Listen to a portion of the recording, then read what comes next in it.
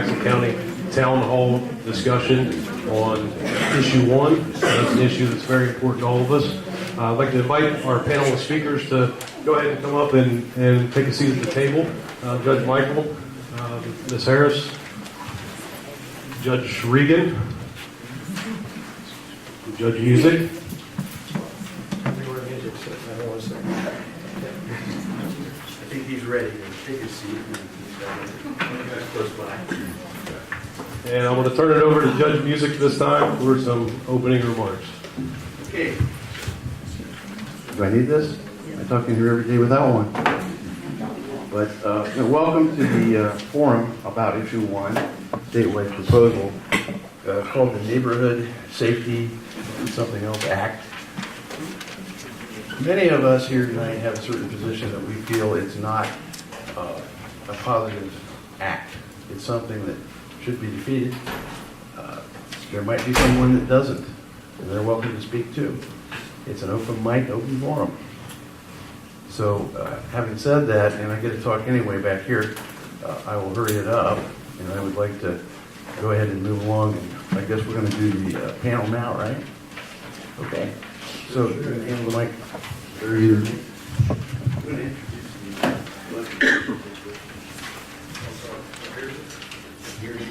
Everyone who's an elected official, stand up.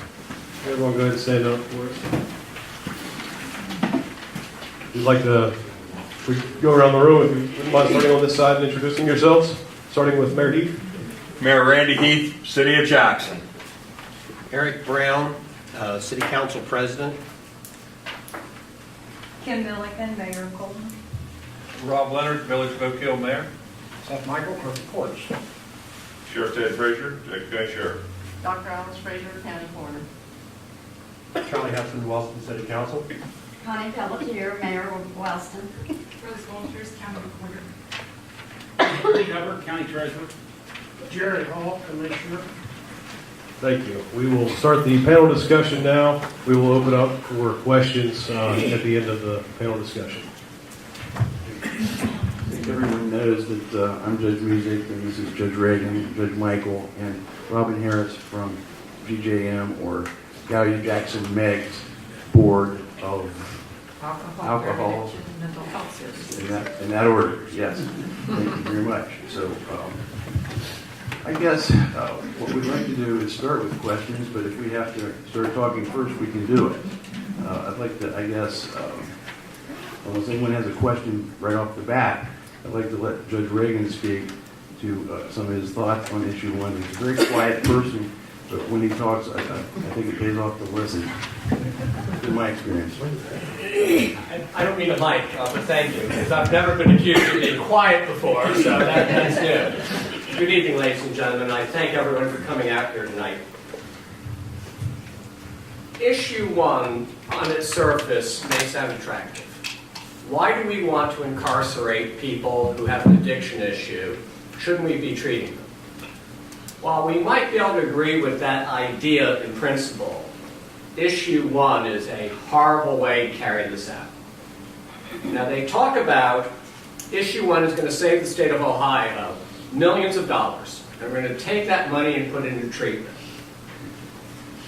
I've just today gotten the fiscal analysis of issue 1 by the Office of Budget and Management, and they have determined issue 1 will not save the state any money, and in fact it will cost the state of Ohio millions of dollars. So this idea that we are going to save millions of dollars and be able to pour it instead of into incarceration into treatment is illusionary.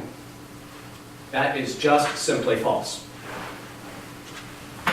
The other part of issue 1 that people aren't talking about is it will provide a 25% reduction in any prisoner's sentence if they do certain educational programs.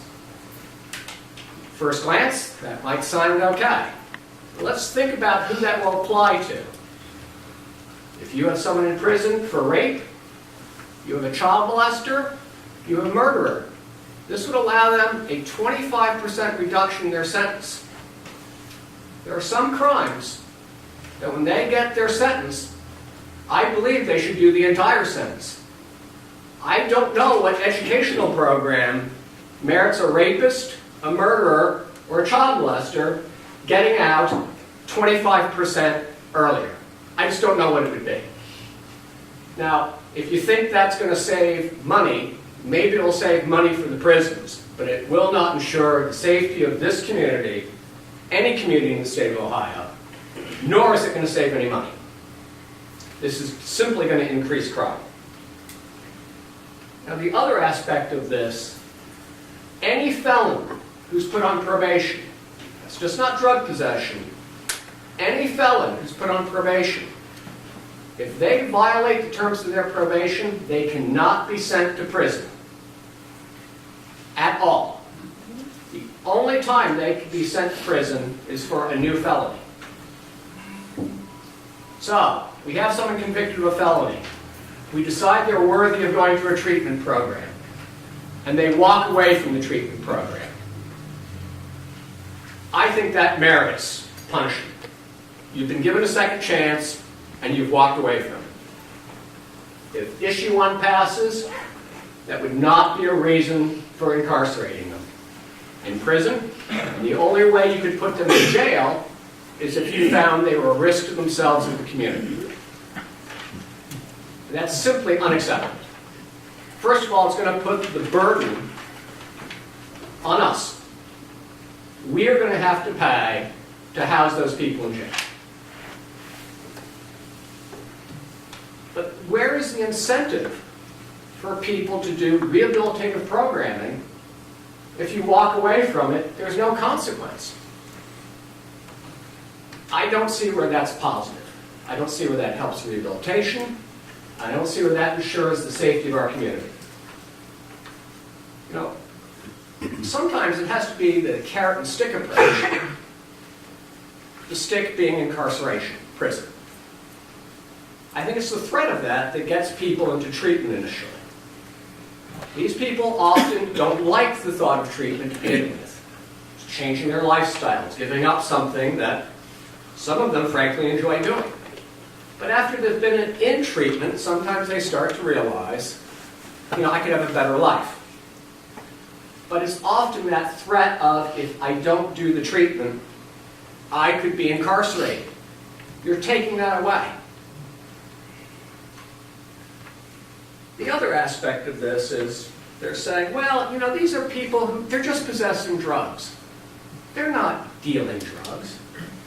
Now, I disagree. When we have these possession cases, and before they're sentenced, we do what's called a pre-sentence investigation report. Many, many times, these individuals say, oh yeah, I was possessing it because I was transporting it from Charleston to Detroit, wherever they were going. I just wasn't possessing this for my use. I was part of the drug trafficking mechanism, and I was getting paid to do it. So many of these possession cases are really trafficking cases. This would turn every felony of the 4th and 5th degree for drug possession into a misdemeanor, with mandatory probation and no incarceration. It's going to flood Judge Music's court. I'll let him speak to that. But here's the other consequence. If I'm in Wheeling, West Virginia, and I've got those drugs, felony. I cross over into Ohio, do it in Steubenville, it's a misdemeanor. We are surrounded by 5 other states. New York, Pennsylvania, West Virginia, Kentucky, Michigan, Indiana, so 6. My math is wrong. New York isn't entered into that. Excuse me? Did you say New York? New York, the very northern part of Ohio, does touch.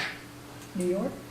Okay, I'm wrong. They're close. They're close, but, yes. Okay, glad we're not having a geography quiz, because I obviously just won. Rosemary and Middle School, Little Rosemary Murphy.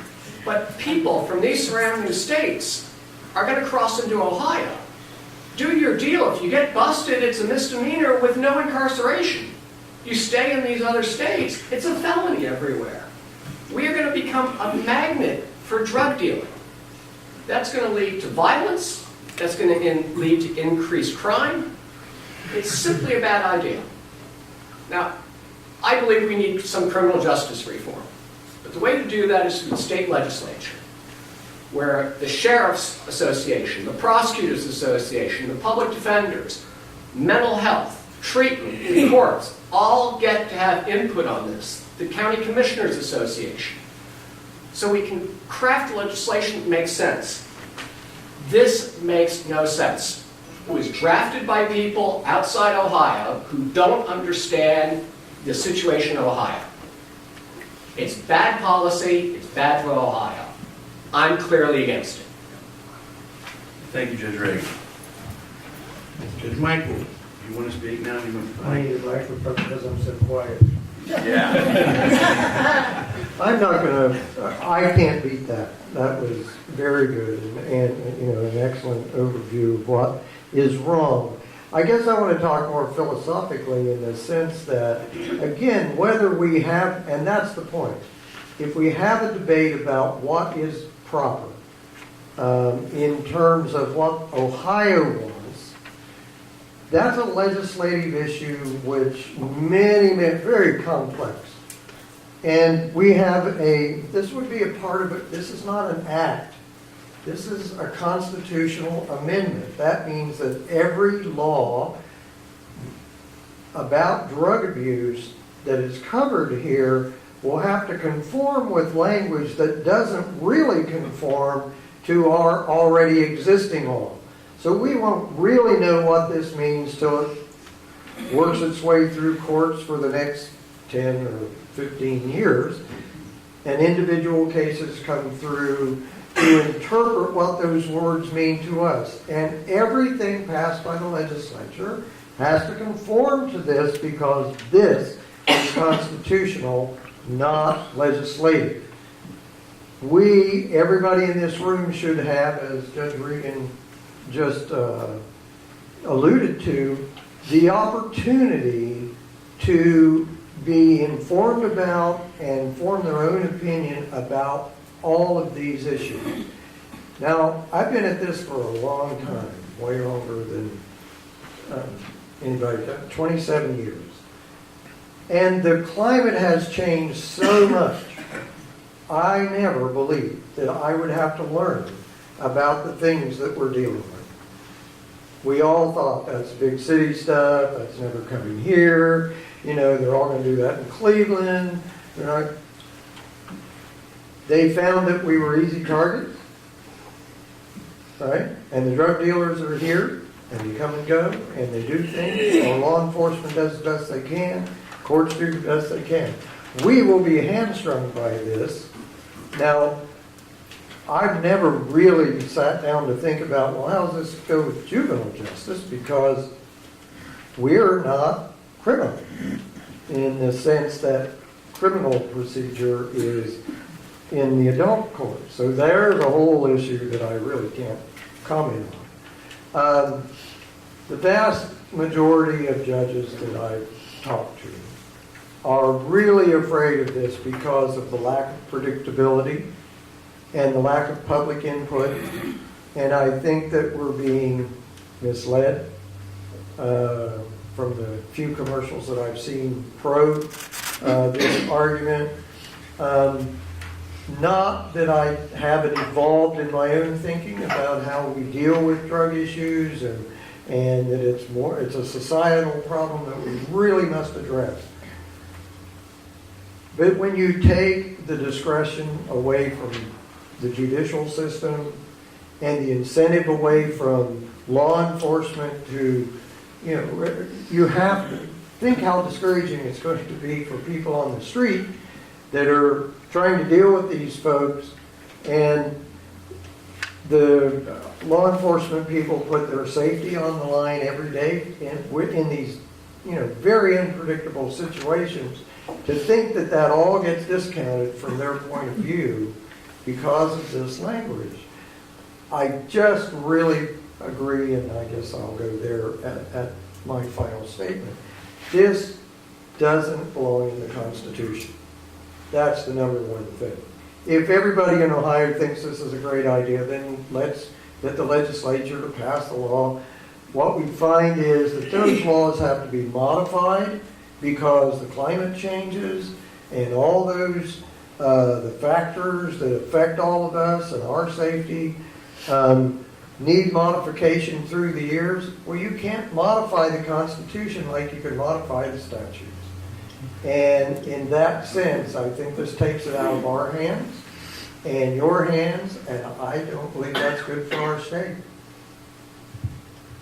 Assuming you're going to get in there. I guess And Robin Harris from County of Jackson, May. I'm going to start by saying that I had surgery this morning. And I've got stitches inside my cheek here, so I will have odd expressions, I'm afraid. Robin did not hesitate on invited on coming. The first to say what our role is, the Board of Alcohol, Drug Addiction, and Mental Health Services. We serve Gallia, Jackson, and Meigs counties. We are your statutorily appointed authority over behavioral health services. So it's our responsibility to assess the needs of the communities we serve, look at the mandates of the state legislature, the Department of Mental Health and Addiction Services, and then receive funding, both federal and state funding, at which point we subcontract with provider agencies. So Hopewell Health Centers, Health Recovery Services, I'm going to mess everybody, Queen Treatment Centers. There are a multitude of agencies that are either serving substance use disorders, mental health disorders, or a combination of the two, and we subcontract for services with those agencies.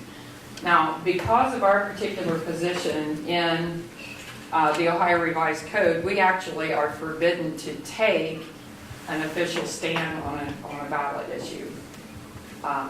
However, the judges have stated very well the very concerns we have. Now, we can state the facts, we just can't take a strong position one way or the other.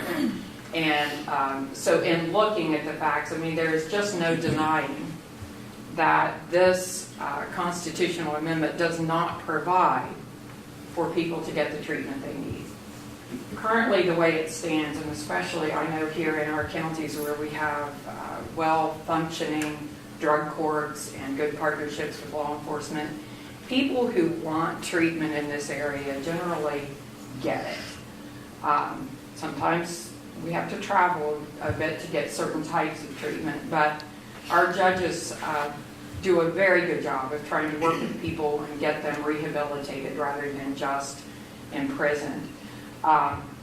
So the people who end up in prison are either those who have committed such a high-level offense that there's no other choice, or have shown consistently that they have no desire to be rehabilitated at this time.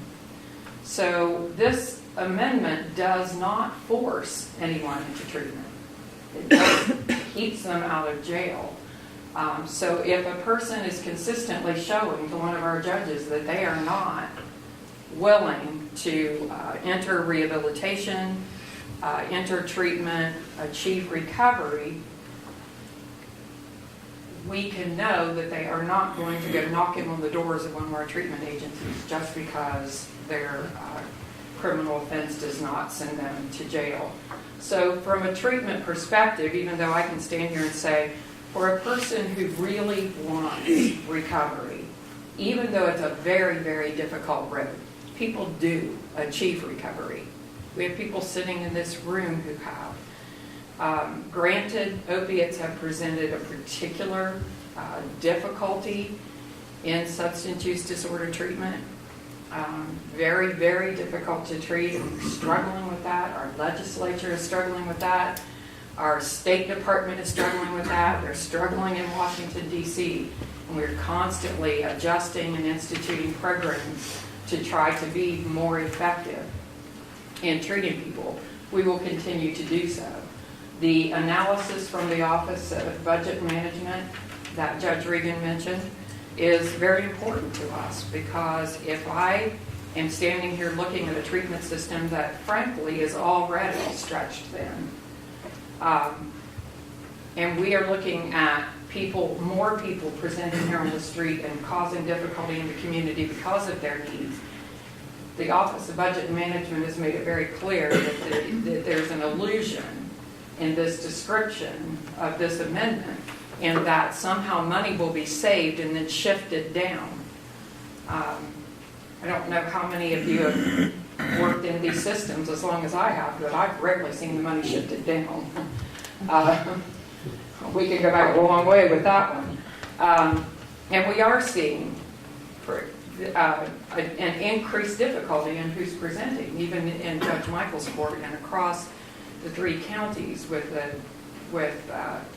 the offenses that juveniles are presenting with and the difficulties that they have. So we have particular concerns about this. We believe in treatment. We believe that people do achieve recovery with the right supports around them. But we believe, just as the judges have already said, that this needs to be accomplished through actions of our legislature, not through a constitutional amendment. When you're dealing with illnesses of the brain, there are as many variations in how people will respond to treatment as there are individuals around.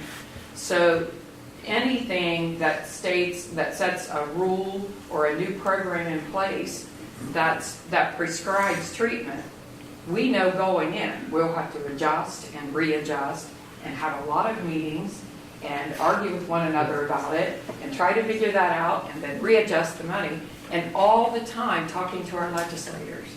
We need them to have the ability to do that. We know even now that several of our legislators are already meeting to try to come up with the kinds of reforms that we need and the kinds of treatment options that we need in the state. And I will just say that I believe very strongly that that is the way to do it. And so I'll answer any questions as we move forward regarding that. Thank you, Robin. That was all very well spoken and well thought out from people who have read this thing, issue 1, and tried to figure out how to put the ends of it together. It's got individually, some of the paragraphs have some very attractively bold statements, but in regard to what, to not belabor the points that have already been made, when Judge Reagan talked about probation, when I first came up to this job in 2008, we created a working probation department. And at that time, if you recall, the drug opioid crisis was just starting to get really fired up. In my lawyer career, I'd seen it coming to a degree, but I didn't know what I was getting into, the extent of the problem. But in probation, it allowed us the ability to go in by contract with the probationer, the person who was highly at risk, and we could work with them in their homes. We could find the drug, we could find the hypodermic syringe. That kind of stuff is going to get a big trim with issue 1. It's taking away our best tool when you've got probation. We don't ask people to really be extraordinarily overburdened on probation. We want them to live a normal life. Sometimes in drug court we use the word boring, just a boring old regular life. And one of our drug court graduates last year, really sharp young man named TJ, he'd be here tonight, but he works out of town. He works now. And some of the counselors are nodding their head, they know TJ. He helped us define boring one day in drug court. What does boring mean? I asked him. And he says, means your name wasn't on the scanner last week. You've had a boring week. Well, we're not asking a lot. In regard to what Judge Michael was hammering away at, this thing of the constitutional amendment, we're talking about amending our state's constitution, the bedrock of the law of the state. Similarly, who in the room wants the Bill of Rights and the federal constitution amended by vote? Let's vote on the freedom of speech. I'll just shut up right now. Freedom of press. Oh, the media is just getting out of hand. Let's just vote them out of existence. I don't think either side wants that. So I don't want the Ohio Constitution tinkered with any more than I do the Bill of Rights in the federal Constitution. I don't know anybody who does. But this issue is like a sledgehammer, where maybe a jeweler's hammer would do a lot better job. But I don't care what political party's in power, it doesn't matter, in the legislature. That's the forum for debate for all these issues. That's the best place for the whole state to do it, for their elected representatives to look into the issues that make these things up. And what was said about adaptability and changing by Robin and Judge Michael both. Why? Well, when we started this crisis, it was prescription narcotics. It was pills. The marketplace and law enforcement, all law enforcement, the sheriff's offices, the police, the narcotics units were doing a pretty good job of going after the pills. When the highway patrol stops one car and intercepts the shipment of 10,000, that's a pretty good hit. And they were doing it over and over. Well, the price of pills started going up, the illicit ones. Still got a problem because there's a lot of overprescribing, I think. But nevertheless, there was a shift to heroin, which cost about 25% of the price of the pills for the same effect. Then the war on heroin mounted up, and law enforcement used all its tools, and laws were modified to aim at heroin. What's happened? It's morphed again. Now we're into methamphetamines. Laws need to be adapted again and modified. If it's in a constitution, you just can't go back to the well. You can't fix it. You can't amend the amendment to the Constitution. You can amend a statute to deal with the new phase of the problem. But for everything all of us in the room do, and the people outside the room working on the problem, it's all frustrated when we cannot adapt our weapons systems to the new problem, because it always morphs. And those are the points I wanted to make.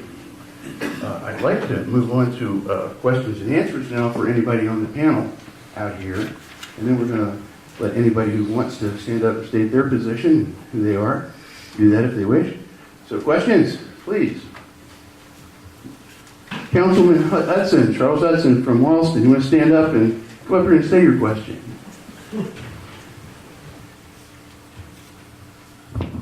Yes, my question is that this is being supported by folks from out of the state of Ohio. What's in it for them? Because no one does anything for nothing. So what's in it for these special interest groups that are supporting this? The money's coming from California, Right. from foundations and philanthropic enterprises. The Zuckerbergs are named prominently. I don't know why. Why Ohio? Ohio's the bellwether state, but I'll tell you what, California, I found out yesterday, didn't put it in their constitution. They did statute. Of course. They can fix theirs. We can't fix ours if they do this to us. Okay, so this is a test case for them to Possibly. spread across the country? Well, I think you say, why are they doing it? I believe they have this is their belief system that they feel is good for everyone. And I'll tell you, the other reason Ohio gets this is we have a low threshold to get these initiatives on the ballot. Florida had the same thing until they raised the standard to get these on.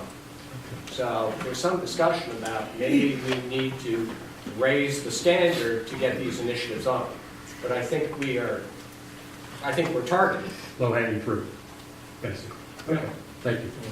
Thank you. Anyone else have a question? Now, there's a lot of smart people out there with great questions. Okay. Please, everyone give our panel a hand.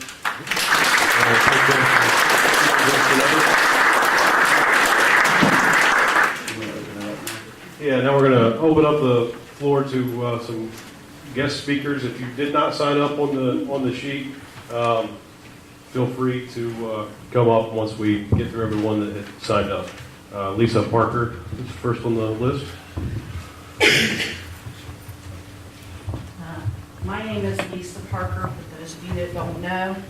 I'm kind of disheartened that we only have our retiring commissioner here. I need that. Because what I'm here to talk about is another consequence to this. Now, in full disclosure, I have already voted, and I voted no. Our judges are doing a fabulous job for what they can do, and so is our sheriff. We still need to address a jail. This has been kicked down the road like a can for 15 years. I've been actively researching things for 10 years. The problem is people do not understand how these gentlemen's hands are tied when they have a revolving door in the jail because we have no jail space. The state is without jail space. It's hard to find, so when we try to get someone in, we're then instantly letting other people out because there is no space. And I think it's time for our development board to use the tools that they have because we can issue bonds. We're going to start a large employment because we're going to build a bigger jail. The county owns ample property in the county in which to put this jail up. And it's time that people actually seriously sit down and we address a jail. Because if this is turned down, we're still at a problem area. We have no place to put people that need to be put in there. We can treat people in jail. If I understand, I read everything correctly. We can have in-jail treatment. We can also have another treatment facility called a CASC that is Honor's already looking at. That still doesn't hamper the fact we need a jail. Our existing jail could then be used for people who freshly come in that are being processed, that have court dates, kind of as a holding jail. But we need a regional jail, and we can make money with a regional jail if some people would get off their butts and actually decide we're going to do this. So that's what I have to say. This is all fine and dandy, but we still need a jail. There is no place to put these people. Thank you. Sheriff Frazier?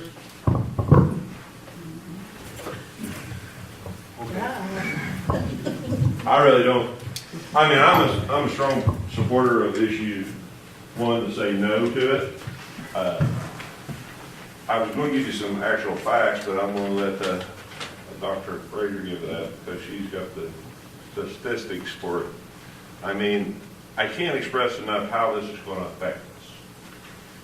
This is going, we're adding gas. If this passes, this is going to be gas on a fire that already exists.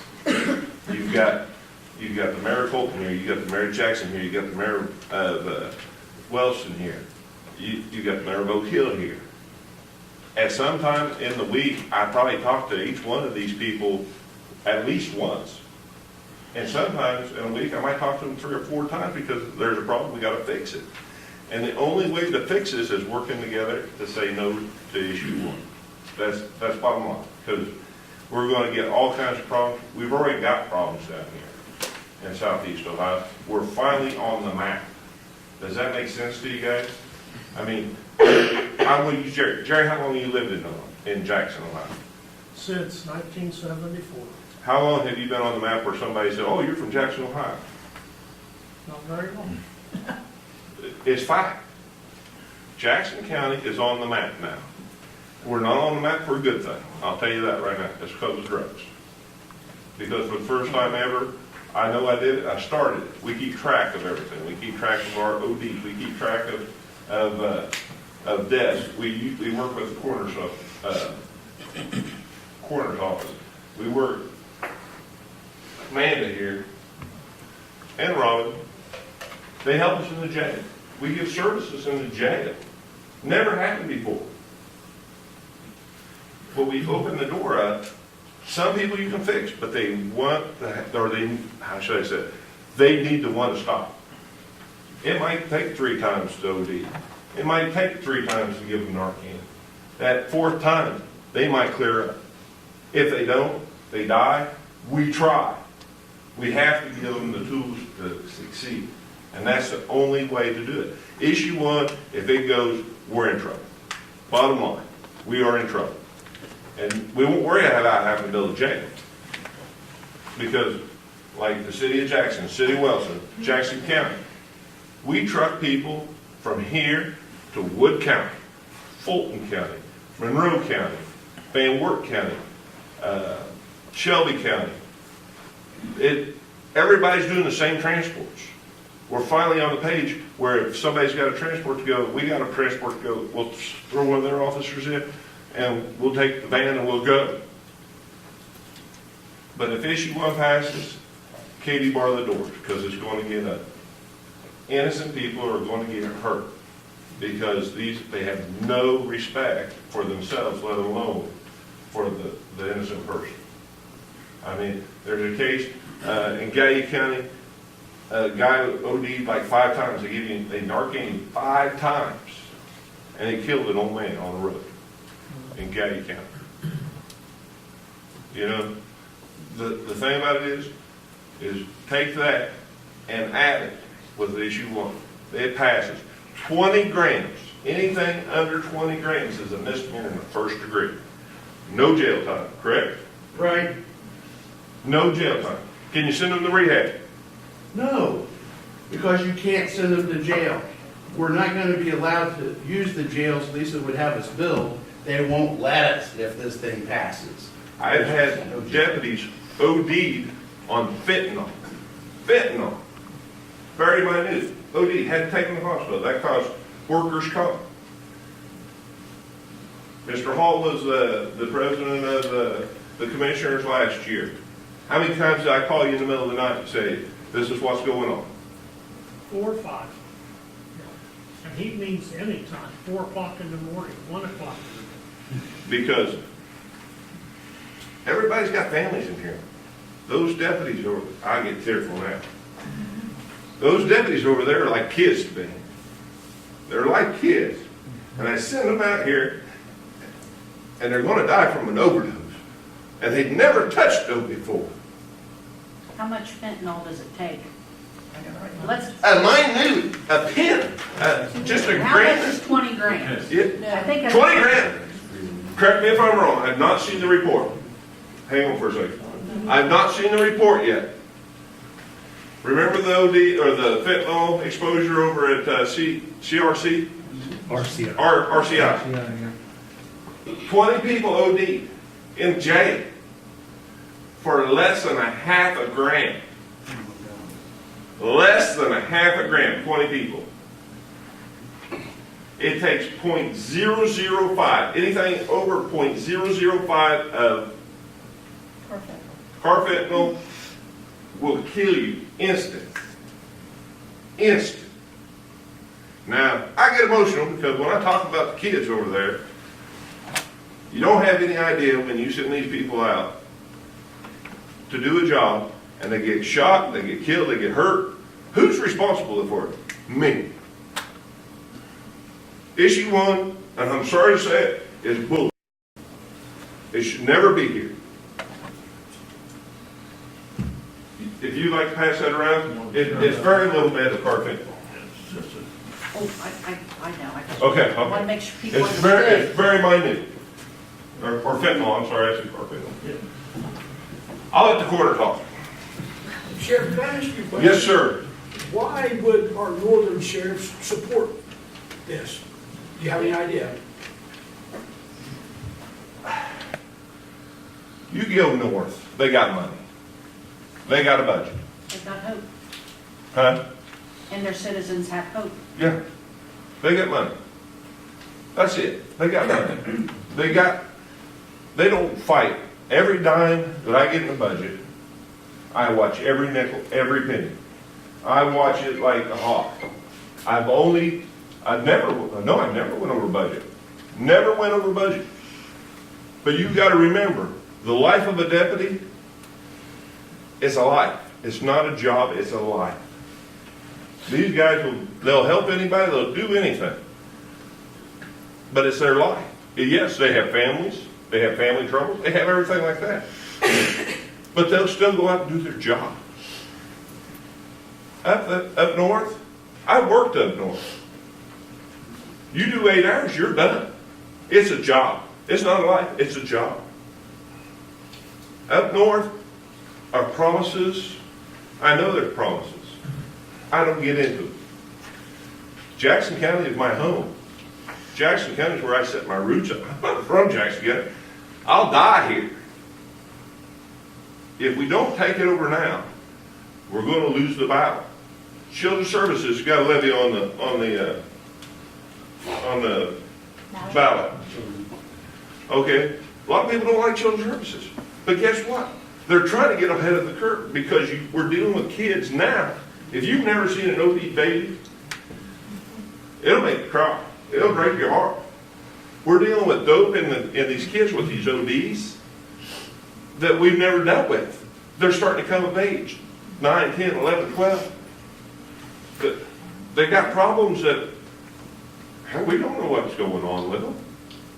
The counselors are starting to learn about it. The doctors are seeing it.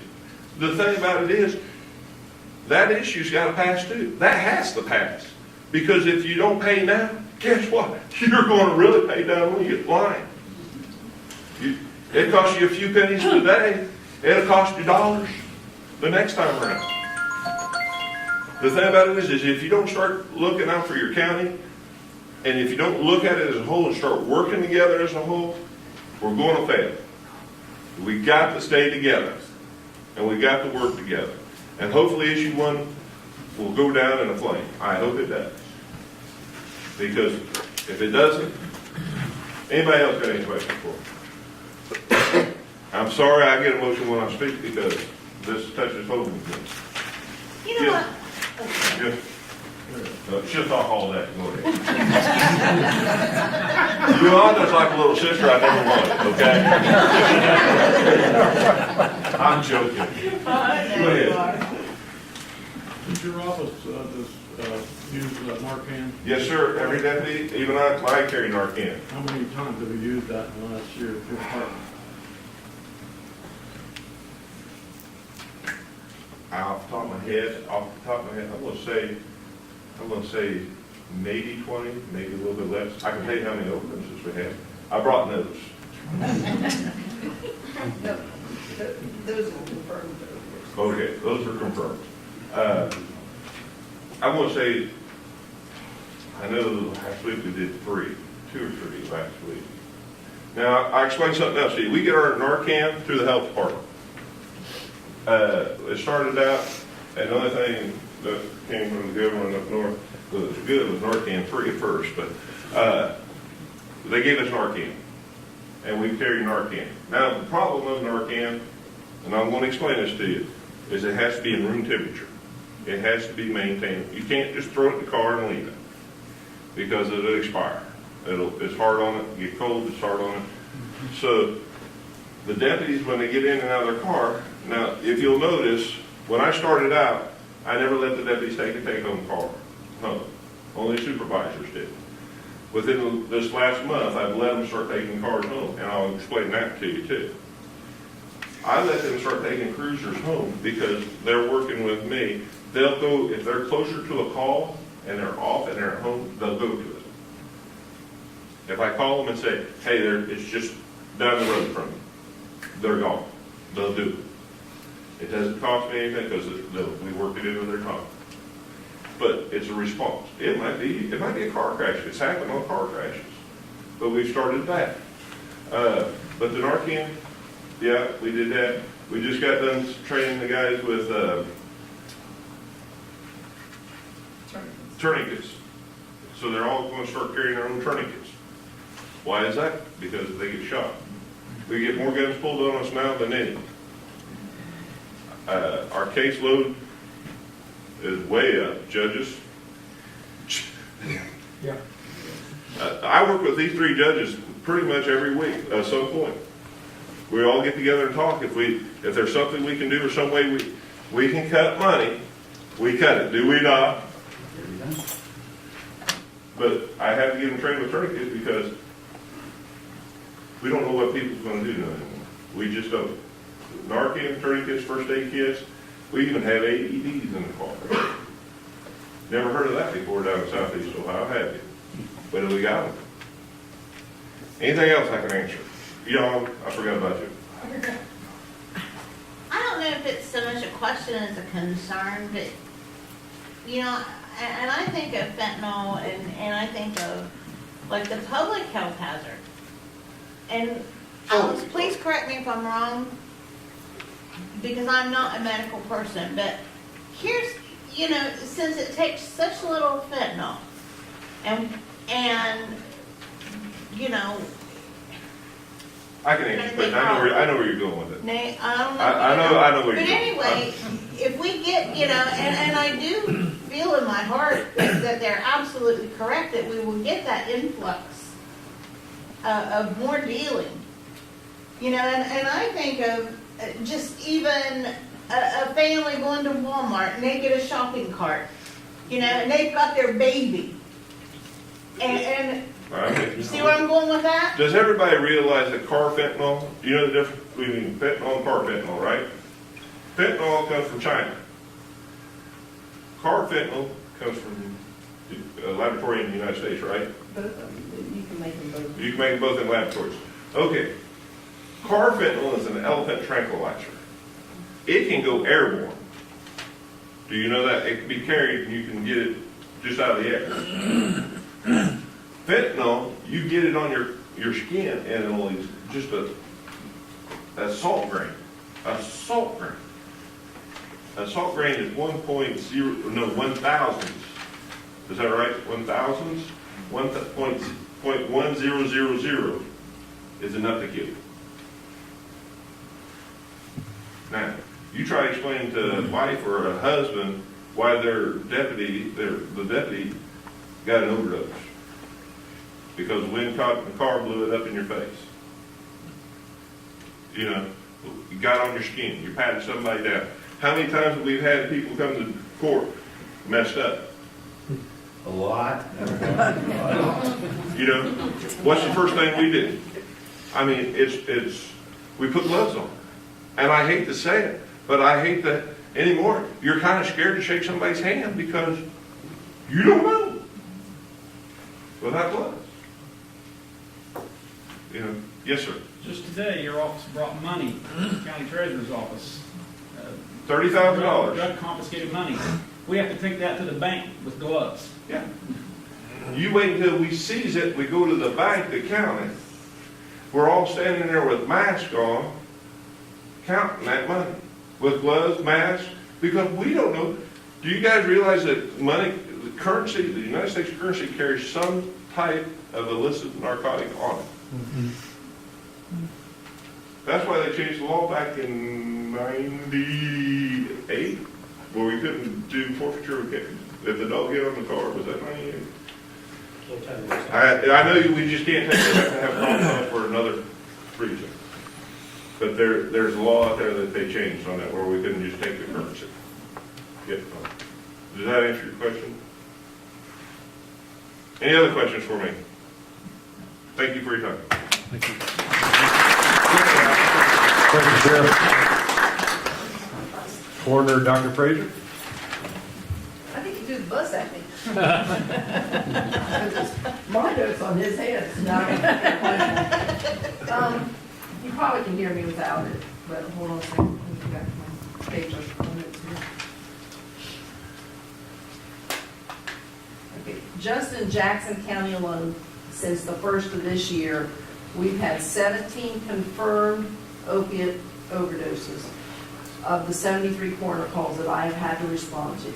Now, not every one of those gets sent out to get a formal autopsy. There's a new product that's out by Steel Fusion, and we actually use that. And if there's a suspected overdose, we've actually saved the county a significant amount of money. I can do 7 to 8 oral swabs versus the actual autopsy.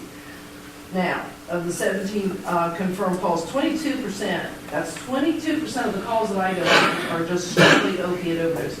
35% have some form of an opiate or drug product associated with it.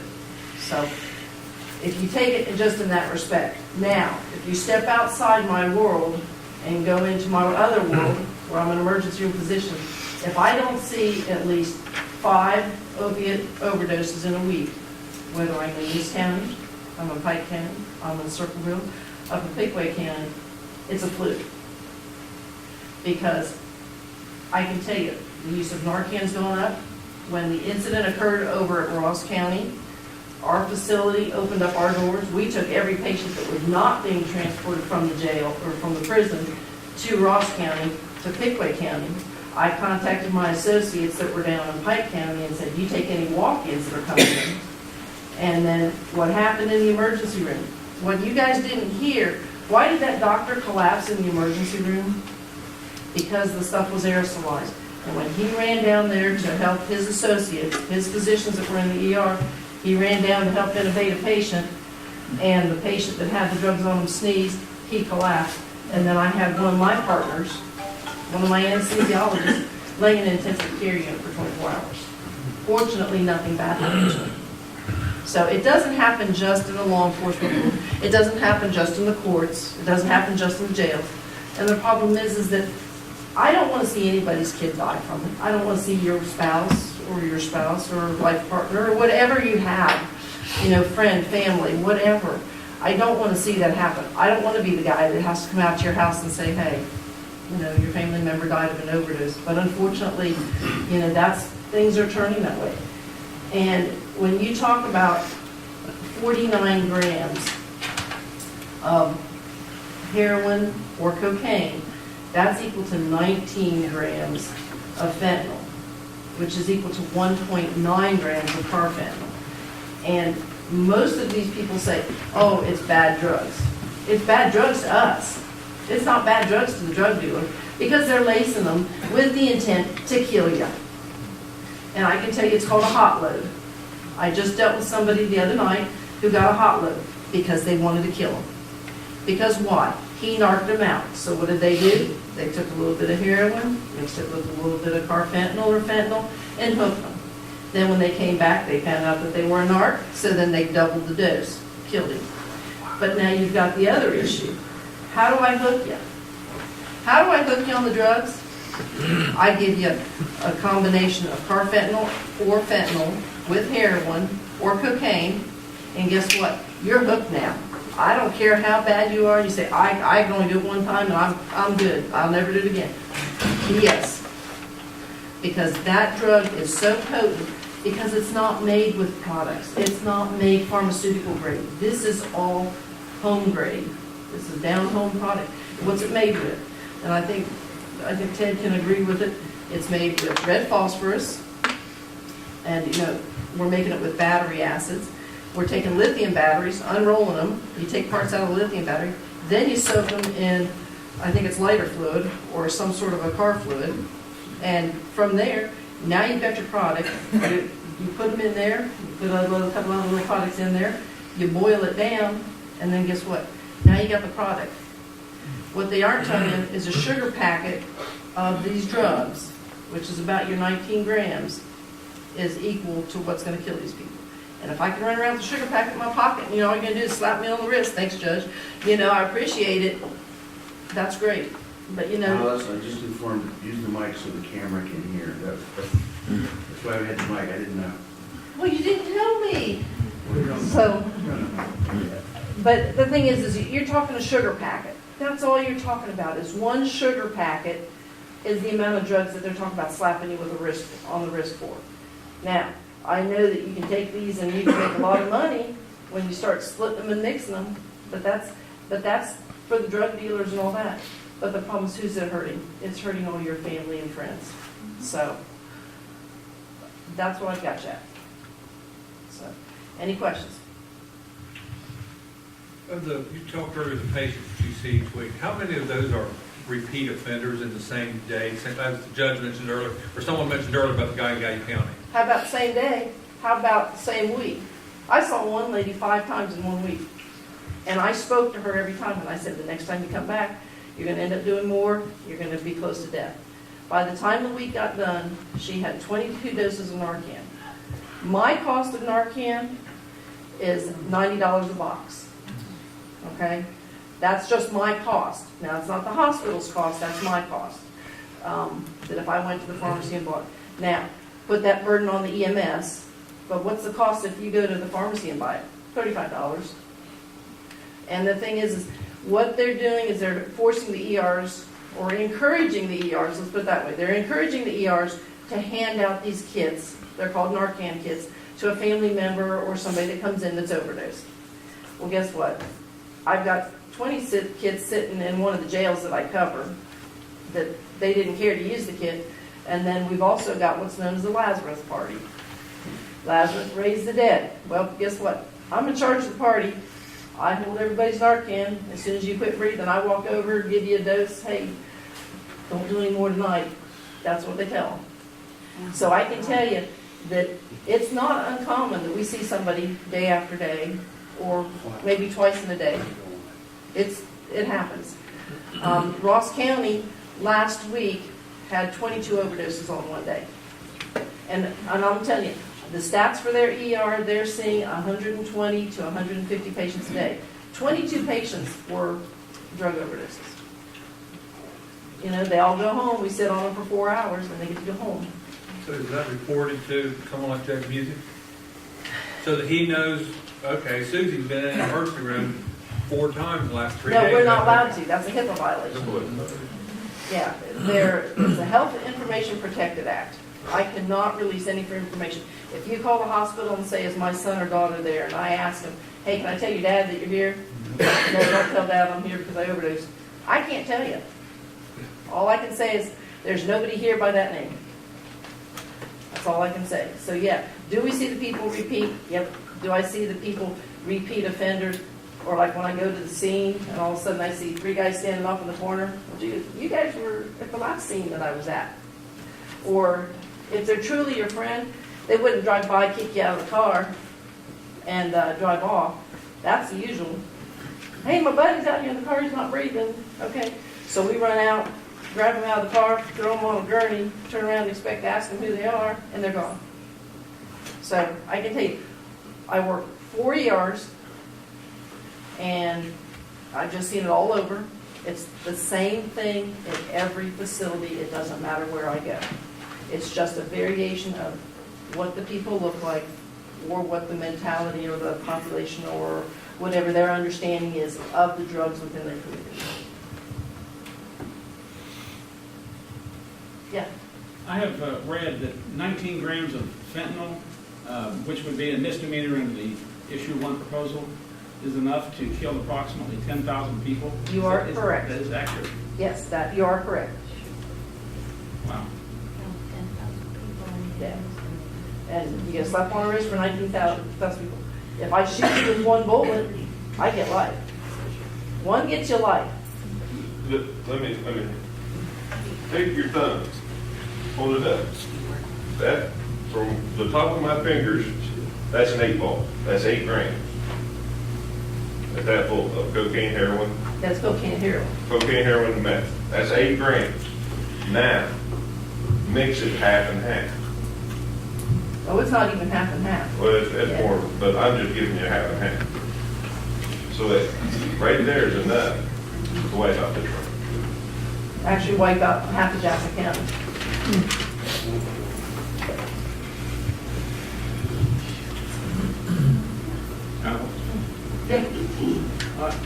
I've got some stats here for the Narcan. Is there anyone here from the health department? My first question on that would be, from your medical profession, the health department can issue, if you went to the health department, you had an aunt that's addicted on opiates, you can go to the health department and get that. My understanding is yes. Correct, and they have to do an educational process with it. It's the same similar process that they're doing in the ER. But the unfortunate part is I'm giving you 1 dose. These people are taking 4 to 10 doses if there's any fentanyl product associated with it. So all I'm doing is biding a couple seconds till that squad gets there, or till the EMS, or till the law enforcement, or whoever gets there. Some quick stats here. This is from the Ohio EMS providers as far as the county. I think Jackson County submit their information to that to track you for Narcan? They could, I'm no longer associated with Jackson County. So that's okay. From, excuse me, from 09 to 18, in Ohio, 47,396 doses of Narcan were administered. That's by about 75% are reporting EMS agencies in the state of Ohio. That doesn't count health department, Ted's office, police department, any one of those areas. So we have no idea actually how many times we're actually administering that. We are. Okay. I just can't give you that. No. Our health department is. The Narcan that we get, and it comes from the health department, every time we administrate it, we fill out a form, and that goes back to the health department. But if Lee's daughter is. Oh, okay. What That's he's where saying I'm is- going. I mean, we have no idea, but I mean, I'm just for You know the general doses that have been given by law enforcement, EMS, and that, but you don't know how many doses have been given by family and friends, is what you're saying. And I think for the educational side of it, and tell me if I'm wrong, it's certainly not my world of expertise. But if I'm just using regular heroin, let's say, or an opiate, not mixed with anything, a dose of Narcan should revive. One dose of Narcan will typically resolve just a single heroin or a cocaine. So if I've got a microgram of fentanyl in that load, how many times do you have to administer Narcan to revive that? Fentanyl will take 4 to 8 doses. Carfentanil will take at least 10, even a possible drip of Narcan to keep them alive. The one individual that was at RCI ended up at Ohio State, and as of last report, has not responded from the Narcan. That's how much exposure, he had direct exposure to it because they were cutting it. What you do is they were mixing it and trying to make it a smaller product to get a little bit more cash or gifts in return. Maybe you can tell me if this is right or wrong. Based on the metric system, and I'm not a mathematician, on that system, a gram for everybody is supposed to be around 28.35 grams to an ounce. Is that close? Close. Right. Yeah, that won't work. So 1 milligram of fentanyl is equal to 1/1000th of a gram, a single gram. Correct. Close. Correct. And then it breaks it down to a microgram. You're talking micrograms Yes. for your carfentanil. The carfentanil is used to drop an elephant. And then you can't even get that in the United States without a special permit. But that's equivalent to, that's 1/1000th of one of the milligrams. Does that make, I mean, that's what it's a load and a half, and it's crazy. The average person that has cancer, that has bone cancer, terminal cancer, which is what fentanyl was originally designed for, was truly cancer-type illness, pain, and discomfort. Most people start out at 12 and a half to 25 micrograms, which is a continuous delivery over a 72-hour period. That patch will hold 3 days of medication in it. That's how potent that little patch is. And if I go back 8 years ago, we were getting the patients coming in where they were taking the patches apart and chewing on them, and they were overdosing on them. Now, the gentleman that has been able to come up with a formula and synthesize it and make it so that you can make it in your backyard, or I can make it in my backyard. Now, that is to the point where you just need that small dose and you can go into a house. I mean, it's not uncommon where I've not heard a child say, well, you know, I overdosed on a pill because mommy gave it, but I was told I couldn't touch the powder next to it. Another example, I'm trying to get a visual for everyone so you kind of have an idea of what we're looking at. A typical ibuprofen 400 milligram tablet that you would buy at the local store or pharmacy. It would be equivalent, so if you're trying to get your fentanyl to kind of give you the rate, it'd be cut in at that one 400 tab ibuprofen into 400 pieces is a milligram. Is that would be, Yeah, and if you actually, it's online. yeah. If you take it a penny, I mean, that is probably the best recollection that you can look at. If you take, it's 8 grains, 8 little tiny grains, and you put them on the eye of the President Abraham Lincoln on a penny. That's what it takes to kill people. To take that one step further, just bear with me. I'm not a scientist, again, but to get a microgram, that same pill would have to be cut into 400,000 pieces, or equal to 1/1,000,000th of a gram as you're cutting, as you're starting to place all that stuff with the other products. It just takes that small amount to take you out. And from the coroner standpoint, from the AOA and the AMA, our standpoint is on issue 1 is a no. And it's not because of the idea behind it. Yes, we do agree that we need to do something, but we're not addressing it the correct way. And that's ultimately what we're saying is, it needs to be addressed, but we need to address it in a different direction. Not just have somebody throw $12 million out and say, hey, let's put issue 1 on it, and let's change the bylaws of the state of Ohio, and this is what we're going to do. We need to sit back as a whole, as groups, as counties, as state, the senators and everybody, sit down and come up with a better plan, because it has to start with the kids. I can teach adults all I want, but you know what, they're going to do what they want. But if I start with the children, if I start with them in school, so that they understand and they see what the problems are, and know that this can build to this, this can build to this, this can build to that, that's where we got to start. It's got to go back to ground 1, and we can also work with adults and then work down, so that we come together and meet in the middle. And I know that that's what the Queen Treatment Center does. I mean, I know that just directly from them. They work with both the moms and they work with the kids, so that they both have an understanding. And so I know that a lot of the treatment centers, there's the one in Pike County, Georgie Harris House, that's what they do. They bring the moms are in there, they're getting their rehab, then they bring the kids in and they try to teach the kids, look, this is what to watch for, this is what to look for. The same as, we do here in our county. And that's what we do. That's what we need to do. We need to continue to do that. But just dealing with one issue is not going to solve it. Oh. Go ahead. All right, okay. Hit me one more time.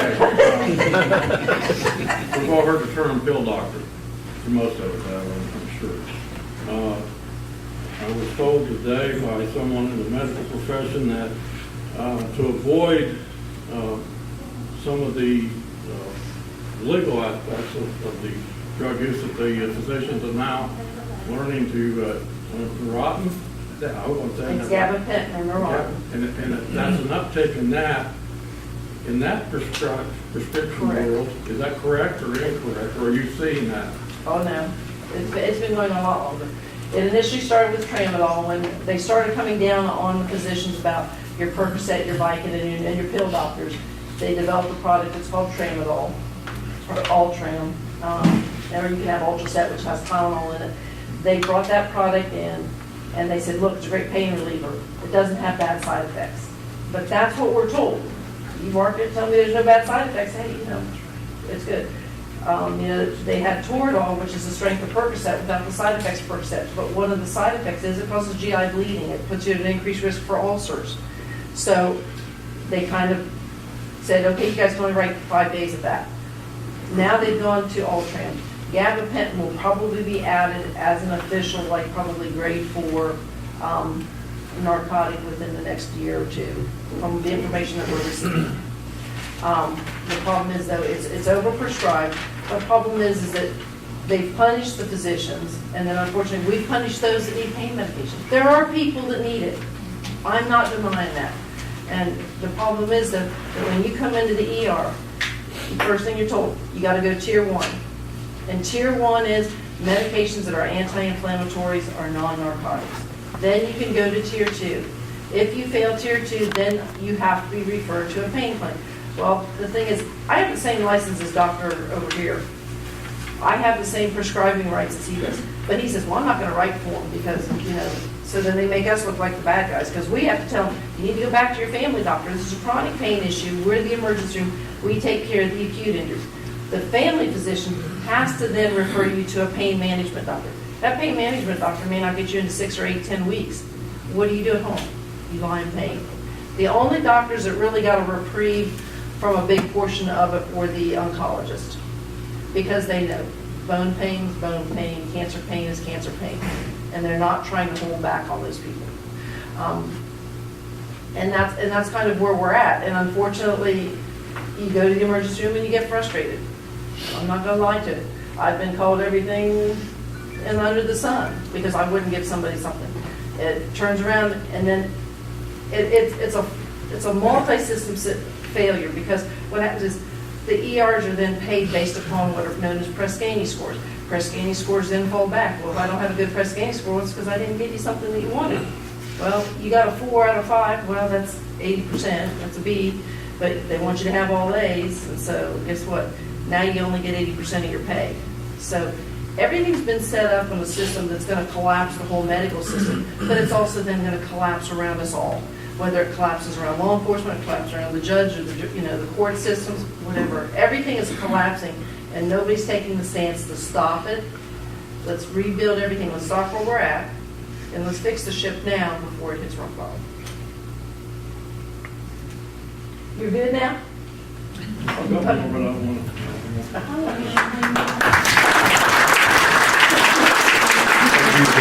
Frazier. Next speaking, we've got Amanda Davis with Hopewell. I think he's a town. Hi, my name is Mandy. I'm from Hopewell. I'm the program manager for Gallia, Jackson, and Meigs. Tricia, our director, couldn't be here tonight, but she sent me a statement to read, and she just wanted to say that Hopewell is proud to partner with the law enforcement, courts, and the Gallia, Jackson, Meigs Board of Alcohol, Drug Addiction, and Mental Health Services to provide mental health and AOD counseling in our local jails. We want to thank these partners for continuing to work towards recovery and services encouraging in our community. And one thing the sheriff mentioned was we are in the jails now.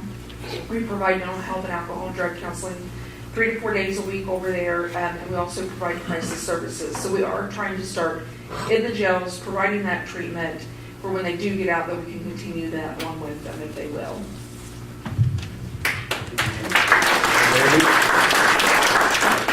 Go on to Queen. I'm gonna be brief, very brief. No. As I know, hopefully.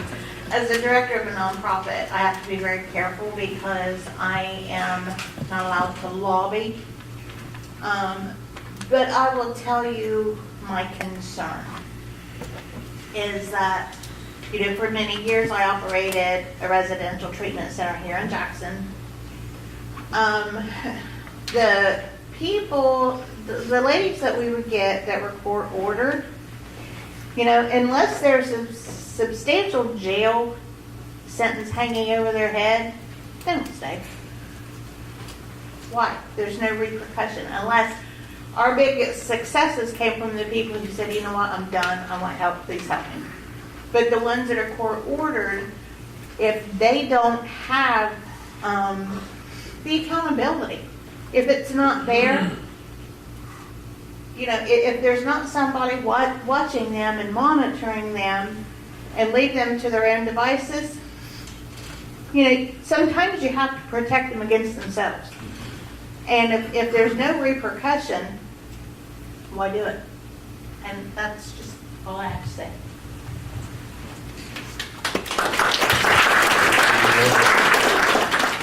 Last on the list, Councilman Brown. He is last on the list. If anyone else would like to speak when he's finished, come on up when he's done.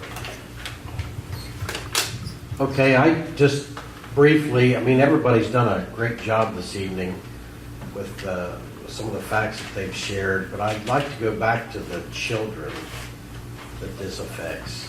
We've talked about the taking away the consequences for the drug user, the opioid user, and when you take away the things that the court has against them, anytime you take away a punishment, you're just blessing the actions they're doing. When we got slack on the punishment at schools, you know, our children don't behave like they behaved 20 years ago. With these drug offenders know that their children can't be taken away from them. They have nothing to work for, if anything. And then who wants the child to be in that home with those users anyway? But we can't take the children away. We can't move them to a better place while the parents are in rehab because they won't be in rehab. So what are we doing for the children? I have a daughter-in-law that works in Ross County at the Pioneer School. It's very much like Hope Haven. Their funding has been cut by Ross County, and probably the same way here, haven't been told, but their funding for the school has been cut because the county has to use some of that money that went to those disabled children. They have to use it to buy Narcan. That's not a good trade-off, people. And this is all something that this issue 1 is going to escalate because we're going to need more Narcan because all those people are still going to be on the street, at least when they're in the institution, when they're in prison or in jails, they can't use for at least that point in time. But if it's just going to be free reign on opioid use, we're going to need a lot more Narcan. And that's going to be less money for the children. Children are going to be in the homes they shouldn't be in, and that just really concerns me.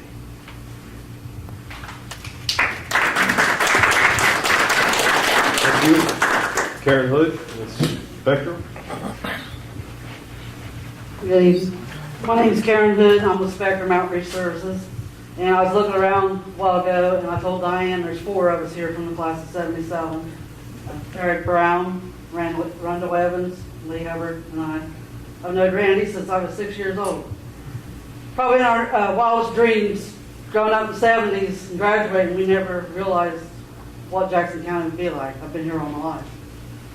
I'm with Spectrum Outreach Services, and I deal with addiction every day. And it's stressful. It's very stressful. But I do it because I care. I care about our children. I care about our community. I've worked with Judge Music for close to 7 years now and his staff and trying to do something with the addiction problem, and it's getting worse and worse. It was the opioids, Suboxone treatments and things like that, and now it's going into full-blown meth. They're just changing the drugs that are available. It's an awful situation that this county's in, and it's up to us providers for our treatment centers to help the community. And it's up to the community to allow these treatment centers to come in. Sometimes the community doesn't want residential treatment centers. They don't want them in their backyard. But they don't realize they have drug addicts in their backyard. You know, oh, we don't want them addicts in my backyard because they might steal something. Well, you already have addicts in your backyard stealing things. I'd rather have them in a house and know they're in that house than out running the alleys and on the streets. So it's up to us as a community to pull together and get these people the treatment. This is our future. This is our kids' future. I looked at my grandson today in kindergarten at his grandparents' day, and I thought, oh my God, what's these kids going to do? What are these kids going to do when they get in junior high? Because that's where it's starting. You know, that whole school full of little kids, and they have nothing to look forward to. What do they have to look forward to in Jackson County? This is what we got to think about. If this issue passes, we're screwed. I have 50 clients, 49 of them court ordered. It works. If you work with the court system, it works. The programs work. Clients come in kicking and screaming, but when we make them accountable and they start seeing they're having a good life and a good day, a good week and a good month, hey, I like this. But we're the ones that have to hold them accountable. Families have to hold them accountable. You have to be there for them. You have to go to meetings with them. You have to go to NARNON meetings. All those programs are out there and available, but nobody uses them. They just sit around, oh, it's their problem. No, it's our problem. And we have to pull together as a community, and we have to not let this issue pass, because if it does, we're all doomed. Even the treatment centers will be doomed. Because where are we going to get our clients? Because nobody's going to walk in the door. I have one person that walked in the door in a year. But I'm not worried about that place shutting down. As far as me having a job, I'm worried about what's going to happen to the community. I'm ready to quit anyway. I'm getting old. Aren't we all? But I'm just truly amazed, and I'm glad that there are at least 4 of us here from the class of 77 that cares about this community. Thank you. 76? 79. 79. Thank you. Well said. Thank you, Karen. Councilman Hudson. Thank you. I'll be brief. Everyone in this room is against issue 1. I'd like to talk to anyone that's for it. I'd like to hear that point of view. But I think we can't leave here without a call to action. And the action would be, everyone has family. Half the people's probably on Facebook. I've got 300 employees all over Ohio. Our part is to stop issue 1 before we can do all the good things that everyone's talked about, legislation and treatment. So I would encourage everyone to get on Facebook, write letters to the editor, talk to your family, and when you talk to your family, have them talk to their family to get people to stop issue 1, because all this information, I have no idea what the minuscule you're talking about, but anyway, it's good information and we all know it's bad, but unless we have a call to action and everyone leaves this room and talks to people, it has a chance to pass, and we can't let that happen. So with that, I'll leave that as my final remarks, but we need to go do something.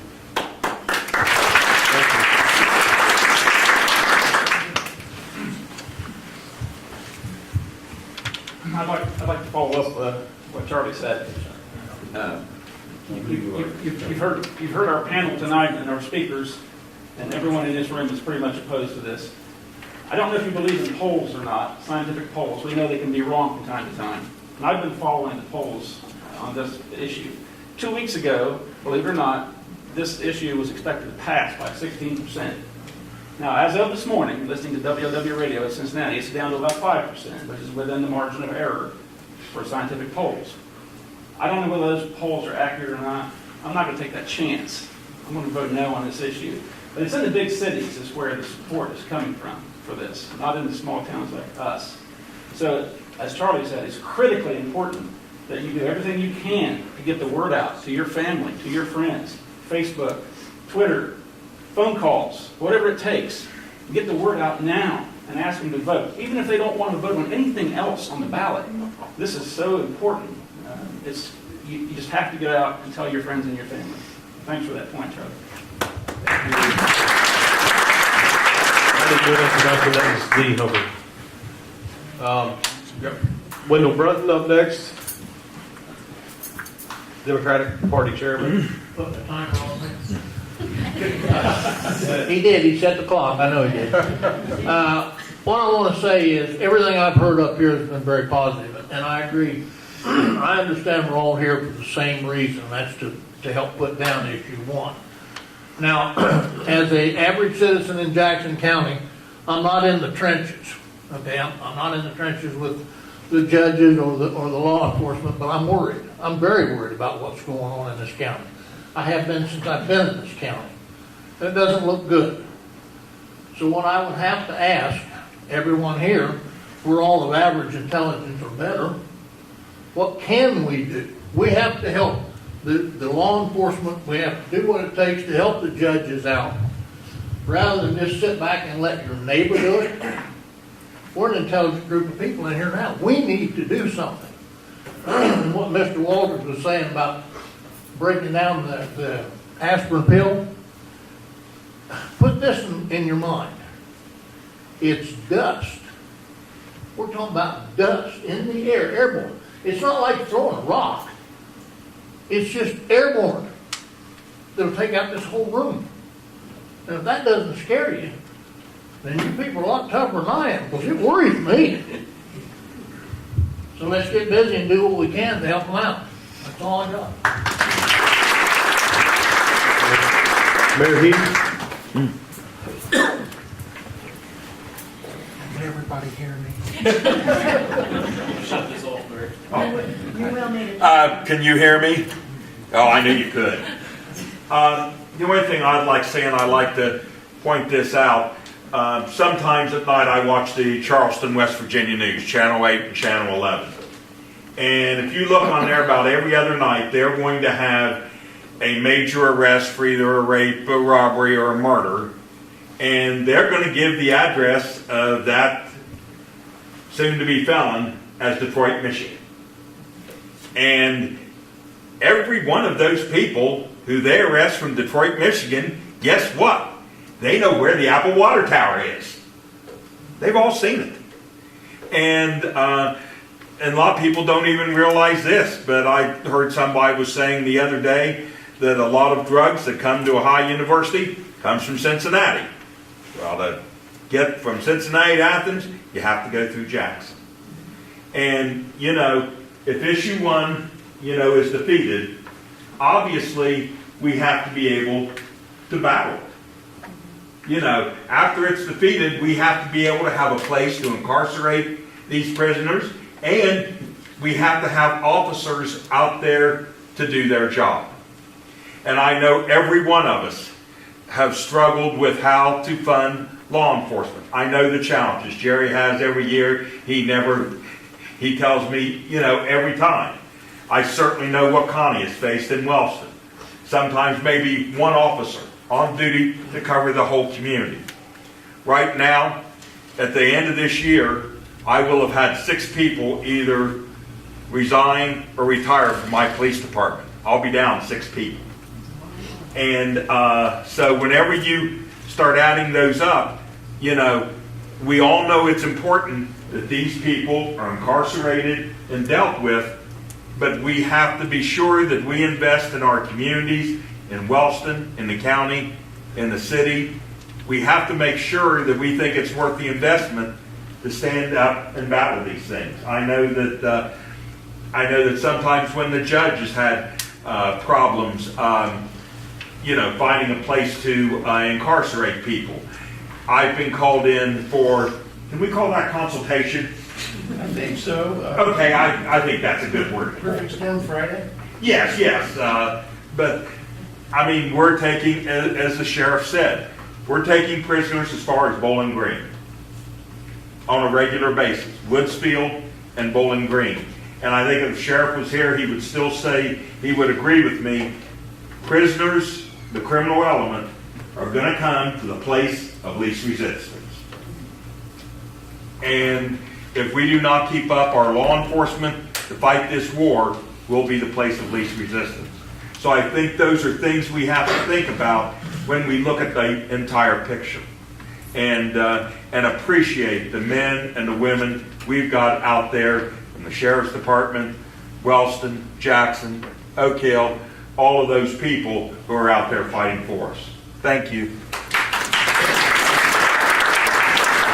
Thank you, Mayor. I know we've got other treatment agencies represented here tonight. Is there anyone from any of the treatment agencies that haven't spoken that would like to?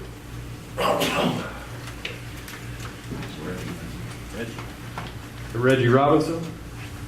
I'm Reggie Robinson with Health Recovery Services, and a lot of great things have been said already on the treatment side. Of course, we do provide treatment services, but we were speaking earlier about the children, and I always want to put in a word for prevention. We provide evidence-based prevention services. Betsy G. And also Betsy Glass are your Jackson County prevention specialists, and we'll go anywhere where there's an audience. And we deal with them from preschool all the way up. We have age-appropriate programs at all levels, and of course we got to do treatment. But again, I always want to put in a word for prevention. For every dollar you spend in prevention, you save 25 later on. That's a child that doesn't need treatment, doesn't need incarceration, and what have you. So again, I just want to put in a word for prevention. You can go to hrs.org or call either of the Betsy's, and we'll come out to your school or scout troop or whatever, church, whatever. We're happy to provide those programs, and they don't cost you anything. So again, we're always happy to provide those prevention services, and we have to do both. We absolutely have to do both. We're threatened with losing an entire generation. Thank you.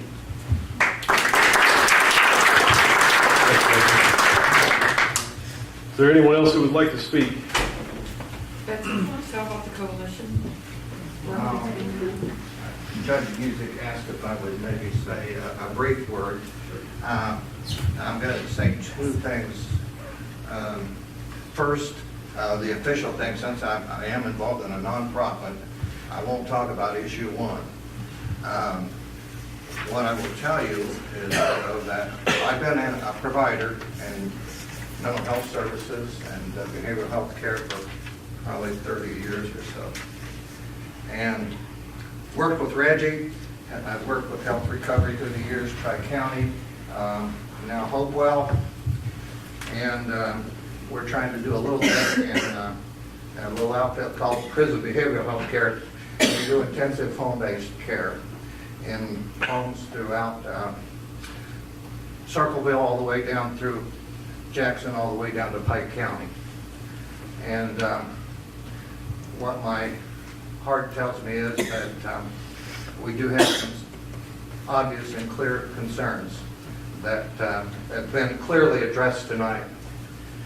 Now, I'm going to move on to the personal level. So I'm away from that nonprofit now, and I'm an individual taxpayer, a concerned citizen. And from my experience, what I can tell you is that the judiciary absolutely must have the authority that they have to incarcerate as an inducement to help us on the treatment side. You cannot take their power away. You will be doing a disservice to those who are suffering and dying every day because they must have an incentive. And I truly believe that incentive comes from the bench. And I cannot tell you that I cannot tell you or find any reason to support issue one. I've read the ballot.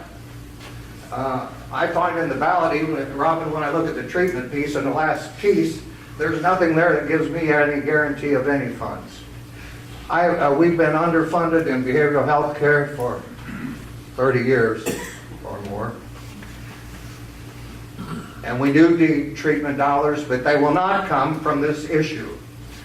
Now, the other thing, in full disclosure, I'm from Hocking County. And I served on a school board for 21 years. And so I know what it's all about in schools. And I know all about kids. And if I believed that this issue had any benefit, I would stand here in Jackson, Ohio, in this county and tell you, vote for it. I cannot do that, my friends. So I say to you, every one of us should leave here tonight, and if we use Facebook or whatever media, we ought to be sending out five invitations to say no to issue one. Thanks.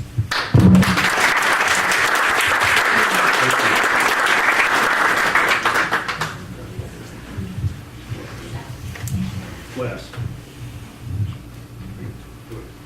My name is Betsy G, and I work with Reggie, and he was pointing me out as a prevention specialist. But not only am I with Health Recovery Services, but I am a member of the local coalition for Jackson County, and that's SPARC, Substance Abuse Prevention and Resource Council.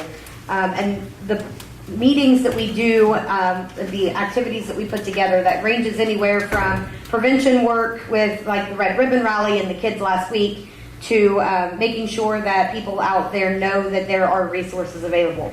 And so I want to make sure, we're all sitting in this room and we all know that we're in agreement with issue one, but also that as a community and your interest in trying to do something means that you would want to be a part of this coalition with us. And so our next meeting is next Thursday, November 8th at 11:30 at Holzer Hospital Community Room. So I'd love to see everybody show up for that if you're able and be a part of that as well. Thank you. Thank you. Is there anyone else who'd like to come up and speak? Okay, I'm going to turn it back over to Judge Music for some closing remarks. Okay. And if anybody thinks of something they want to say, just pop your hand up. Is that a scratch, Eric? Yeah, scratch. Rose, thank you for bringing Dawn tonight.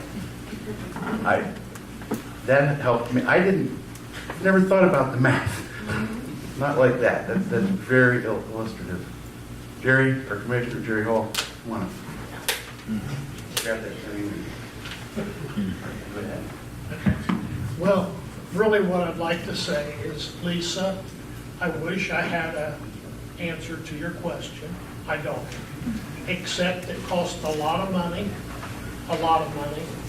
and we don't have the money. And I can tell you that several years back, I mean, I don't know exactly how many, Scioto County had the idea of building a jail and trying to make money. Well, I can tell you they were in fiscal emergency for many years. The state had to take over the county. So that's kind of a real scary point to me, okay? But like I said, I don't have an answer. We need an answer to your question because we need more jail space. And Judge Music and the other judges have talked about like little centers to set up holding cells, and that might be the answer. I don't know. I mean, I've only got 2 more months to go as commissioner.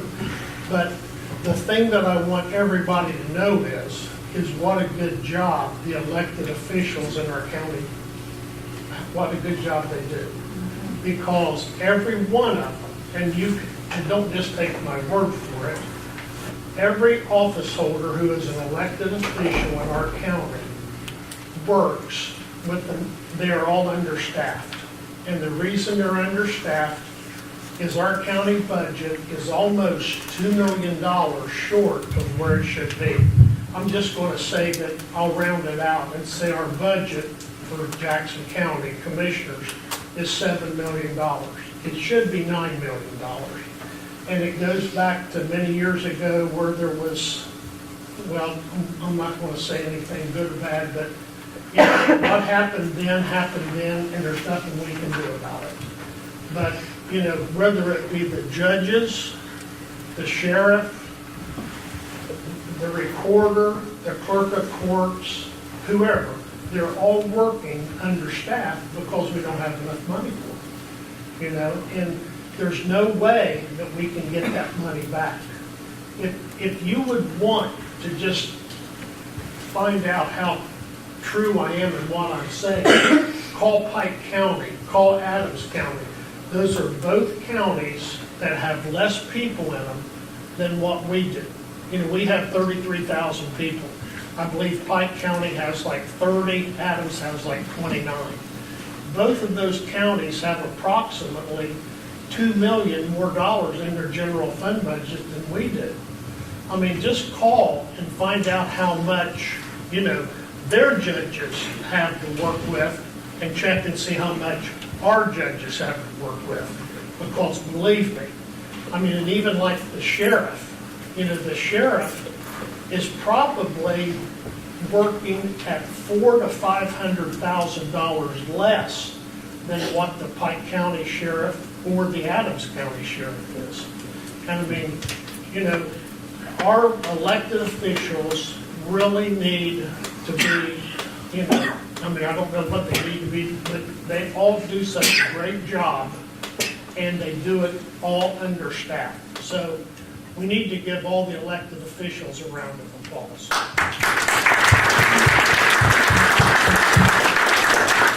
Okay, that's it for me. Thank you, Jerry. And great job, Mark. Great work with you. And judges. Great.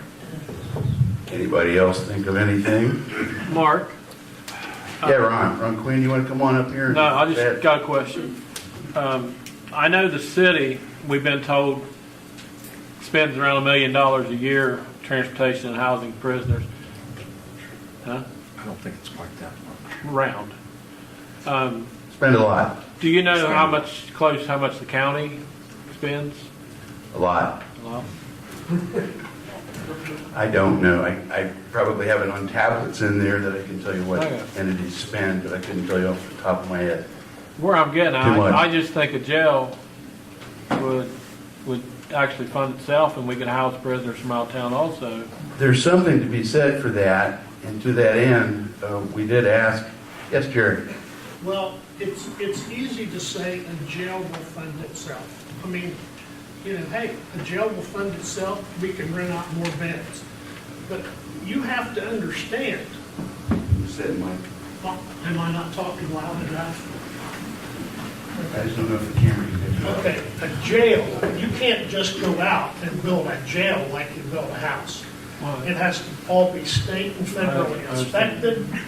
And for every prisoner, for every so many prisoners, you have to have a guard or somebody to watch over them. And if your jail gets so big, then you have to have a cafeteria. Then you have to have a doctor on staff and a nurse 24 hours a day. I mean, it's easy to say, we need a jail. We need a jail. I would be the first one to say that. But how do you afford a jail? That is the question. Do we ask the citizens to vote another levy in? I mean, we could ask them, it wouldn't pass, because bottom line is very few people really understand this problem the way the people in this room do. You just go out, drive down, let's just drive down 4 Mile and go knock on somebody's house and says, what do you think the biggest problem in this county is? 9 out of 10 of them is going to tell you the potholes on the road, because they don't, when you're in the positions the folks in this room are, and you attend these things, you see what the problem is. You see what the effect of the drugs are, but for the normal person, they don't see that. They don't, and believe me, a lot of people in our county are affected by the drug problem. Sure. I've got a sister in Souda County who's raised 4 grandchildren, and, because of drugs. And it's affected everybody. But, you're right, we need a jail, but someone's going to have to come up with a real good way to pay for it. And, just like Lisa said, if you have a jail, you can rent them beds out. Well, that's a real good idea. But what happens if at the same time we're building a jail, they're building one in, Hocking, if they're building one in Adams County? But they're not. I know, they're not. But, but you're playing roulette. You wouldn't have any beds empty to rent out. We'd have them filled. Yeah, you're right. We would. But, you're asking people who make the decisions, and I guess I would be one of those people making those decisions. Would I want to put the county in debt $20 million, which would probably cost to build a state? Well, no, not when you have your federal tax grants. You can sell bonds through the Port Authority, so you're going to be able to fund over half of that. I understand. Now, you can. Yeah, I agree with you. But as long as we continue to say we can't, and nothing gets done, and nobody starts pushing the ball, 10 years from now, Jerry, we're going to be back in this courtroom, the same issue. Will we really need another jail? This has been going on 15 years. And it's going to go on every year. Until somebody does something. Until you find someone who's willing. You're a commissioner! That's right. And I'm going to tell you straight up, I'm not willing to put my name on the dotted line to put this county in debt that far. Not going to be me. We're going to invite everybody back for night 2, jail committee. On the order of the jail, or probation's here. Nate Miller, Deputy Chief. Two things to keep in mind with issue 1, and that's what we're here about. Number 1, they say anything under 19 grams is just possession. Well, anybody that knows any addicts or has any addicts in their family knows that an addict does not have more than a dose or 2 in their possession because he can't afford it. If he's packing around 15 grams of fentanyl, he's a dealer. Now, if I don't catch him actually transacting, actually dealing it, they're saying that's not trafficking, that's just possession. So if that's no longer a felony, that's where the drug dealers get over. Is that we have to catch them in the actual act of trafficking the product. If you don't have any idea how hard that is, try it. The other thing is since this thing came up, and the judge gave me the text and I read it, I have asked about 13 or 14 people that we have that have either just completed or getting ready to go into rehabs that have been successful. I've asked every one of them at some point with a question.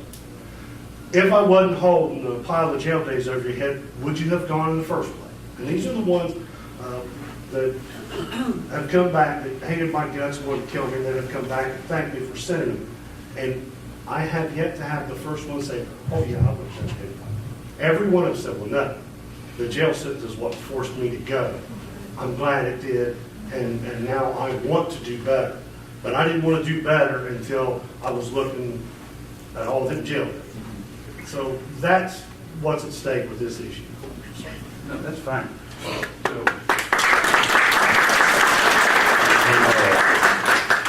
you know, kind of what they're saying though is everybody together is coming up with the blended idea that yes, we need a jail because what we've done up till now is kind of a good bluff. Yes, I can give you 18 months over there in the jail, but where am I going to put you? What corner am I going to stick you in? Because if I do that to 40 people, the jail is full for a year. So many bad days. There are people that are working on a jail solution. If you look through the entire revised code right now, you have to build jails according to the Bureau of Adult Detention standards, which are very complicated and expensive to meet. But yeah, it could be done. You could do Port Authority bonds, that's been discussed. You could put a tax levy on, or you could get help from the feds and the state if they were inclined to give it. The state of Ohio, during this current administration at least, which was coming to an end soon, but either way, has stood here, right here, I think maybe right here, and said, they've sent their assistant director of DRC, we're not giving you any money, we're not going to let you build a jail, Jackson. You're not going to do it. So we've been kind of inhibited because we couldn't. Affordability is one thing, but you know, we could build a jail, but here's what I found is the real trick. As you go through the code, you can have different kinds of jails. You can have a county prison, you can have a county jail, you can have a workhouse, you can have a municipal jail, a county jail. And to operate those things right now appears to me to be very expensive, perhaps beyond our reach, operationally, not building, but operationally. And then we found the cask under section 307.932. Last thing in the code about a detention center. It's not a jail. Let's build a jail, it's not a jail. Councilman Charlie Hudson has been working with us very diligently on that, and Rob Leonard, the mayor. All the mayors have been supportive. I said, Mayor Pelletier, send me a representative. She sent me Charlie. I said, Mayor Heath, send a representative. He sent Sergeant Scott Conlon. I said, Mayor Leonard, send me a representative. He said, I'll come and do it myself. And there's various members on that commission studying what can we do? What can we do right now because we need beds right now? And we're working on that very diligently. Some would say we could maybe even be close to a solution. But it always comes back to funding. And we will let you know as time continues to pass. Everybody's working really hard on that. Thank you to the government entities that are sending representatives. And they're working together well. I want to give special thanks to a lot of people here tonight. The drug court clerk, who is the county clerk of municipal court, Diana Morris, who did a 2-for-1 job. She was clerk of municipal court, but she was clerk of the drug court for the 3 years that we worked under a federal grant, which was like a second job. And I wouldn't do it myself. I would never do that.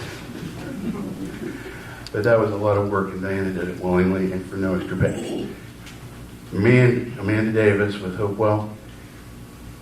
So the whole trick with cask, or the little jail, non-jail that we want to build, or we can use a used building. We don't have to meet state specs. We can get up and running. But the trick is, Medicaid will pay for it. And that's what we have been discussing with Hopewell, being our subcontracted operator, in a partnership between county and municipalities, which is what the cask statute contemplates we do. Following the directions of the statute, we can bring all these treatment providers in for Medicaid. Right now, the only reason Amanda's over in the jail is because of a grant. Medicaid would not allow them to be there. Isn't that right, Robin? And I'll tell you something. Our job has gotten so much easier because Mayor Heath referred to the perfect storm, I call it the perfect storm Friday, when he was requested very politely to come up to Chambers.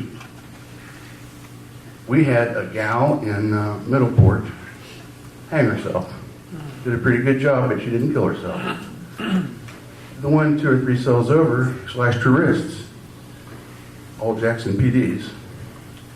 Meanwhile, Oak Hill had a guy running around the lake with his new handgun that he just purchased at the lake store, having a few drinks, contemplating all the friends he didn't like.